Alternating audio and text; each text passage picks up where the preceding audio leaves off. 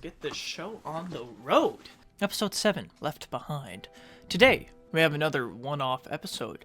Last time we had one of these episodes, we spent the entire time with Bill and his story. This time, we're crunching down the DLC to the first game into an hour experience. We get to see the context to Ellie's first kill. She's mentioned this event before, a couple times actually, in previous episodes, but now we finally get the context on why she's a little off-put whenever she's asked about the context here. When she talked about the mall with Tess, whenever she's asked about like what happened when she got bit, now we'll finally see thoroughly what happened.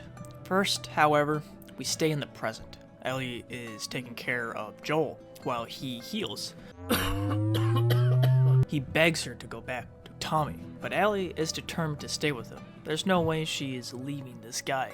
After their journey so far, we cut back to Ellie still in Boston. Rather than it being like a post-apocalyptic feel, the setting feels more dystopian. We see a similar vibe in the second game with Abby. It's unlike most post-apocalyptic media I have consumed. Ellie has gym class and school and she's learning things. She also has typical bullies. It's very dystopian feeling. We see more of Fedra here. An officer tries to give Ellie advice after getting into a fight. It's more humanization to an otherwise pretty terrible faction, though he does make a point here. He says that no matter what anyone thinks or says, Fedra is the only thing keeping this whole thing together. I mean, you're not wrong. Which is fair enough. That is a fair argument to make. Now, to be honest, I don't have a whole lot to say about the rest of this episode. Most of it is just fan service to the video game.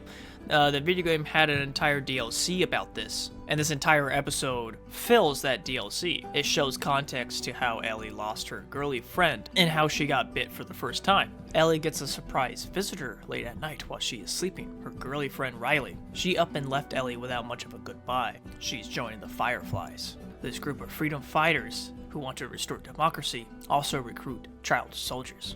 The two sneak out and have a little night out. They sneak into that mall that Ellie and Tess talked about all the way back in episode 2. Ellie found out that the mall actually has power after Fedra expanded the room in the QZ. So she brought Ellie to the place to have a little bit of fun. They ride a carousel and it's actually pretty cute. They play games and take pictures. This really is an episode dedicated to the gamers watching. However, the mall isn't entirely empty as Riley thought.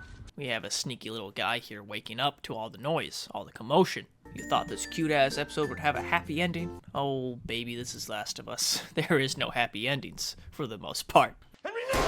Riley has one last gift for Ellie. A pun book. The pun book. I think if I remember correctly, it's the same pun book that Ellie uses on Joel. While they're having their laughs, Ellie notices a stash of bombs. Riley didn't just happen to find this mall. The Fireflies posted Riley here. Ellie obviously disturbed by that. They argue. Riley then tells Ellie that she's leaving. She's leaving again. She's leaving Ellie once again. And she's going to Atlanta. Tonight is Riley's last night in Boston. So Riley wanted to have one last hoorah for Ellie before she has to finally leave. And they both get equally butthurt over the news. But they do soon reconcile and they decide to have what fun they can together. They even share a final kiss right before our guest finally joins them. And they're just kids. They have no idea what to do against an infected. They grew up in the QZ, you know? So they have no idea what to do here. And it's very tragic. And they do something, honestly, I love the editing here. We don't get to see what happens in the morning. And it hits just a little harder not really seeing it, letting our imagination kind of wander on what Ellie had to do to her friend once she realized she wasn't going to turn. She was left there with her infected friend. It's horrifying. Not seeing Ellie having to end her friend's life because she's immune. It's horrifying just thinking about it. And typically you see that in books. Books tend to let our imagination wander about the scenes that you are reading about. But seeing it here on the big picture is, mwah. I love that editing style. You don't have to see every gruesome detail in things, you know. Sometimes just hearing things is enough, or just simply letting our imagination wander.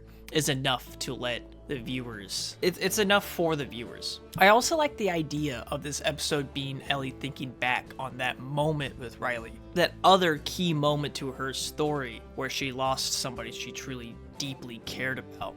Her seeing Joel in the state sent her back to her losing another loved one. All that pain coming back to her. The ending scene is Ellie back with Joel, frantically scavenging away, desperately trying to find anything to help him. She holds his hand and stitches his wound. All that being said, this episode was a great break from the show. We have seen Joel and Ellie together consistently since episode 3. It was nice to have this episode to shake things up a little bit until that final stretch of the season. This season has been fantastic so far. And I honestly see the next 2 episodes as the big final stretch. These 2 episodes feel more of a big connected finale. Can't wait to wrap this up and start season 2 with you all. The season has been damn good for what it's been trying to do. It's a good episode. Not a whole lot to say because it's just like, it's almost like a short story wrapped up into a singular episode. There's not a whole lot to dive into here. So it is a short, this is a short video. But what am I gonna do? Skip it? You know, as of right now, we're wrapping up season 2 on HBO, and I have some things to say about season 2. Okay, I'm not gonna talk about it right here, but I have some things, some big highs and some lows. It's gonna be much more of a conflicting review on my part. Because I do like some things about season 2, and there's some moments where I'm like, what the hell's going on here? It's not going to be as consistent as season 1's review. Anyways, I hope you guys enjoyed this video, and I will see you all in the next one. Goodbye.